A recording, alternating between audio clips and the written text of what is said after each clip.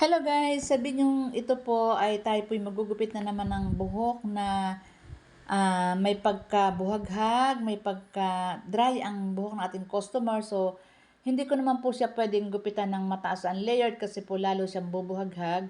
So, inayos ko na lang po. Kumbaga ay nilagyan ko lang po ng body ang buhok ng ating customer para po maging maayos. At kasi po may layers siyang medyo mataas eh. So, kumbaga ay medyo inihabol ko na lang po doon. Pero medyo mataas eh, kaya po, pero po itong ating customer, ginawan ko lang po ng mababang layers. Kaya, ayan po, nagbo-blower na po tayo.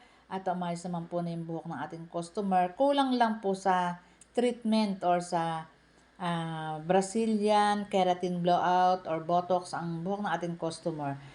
Ayan po guys. O ayan, nagkaroon na ng body ang kanyang buhok. Salamat guys sa panonood at ayan. Maganda pa rin naman yung kulay ng kanyang hair kaya hindi ko po naman niretouch kasi po nga dry pa rin po ang buhok ng ating customer. Salamat guys sa panonood. Paki-like, subscribe po and share po ang ating video. Salamat guys. Bye-bye. See you next video. Ayan po, maganda na uli yung customer, yung buhok ng ating customer.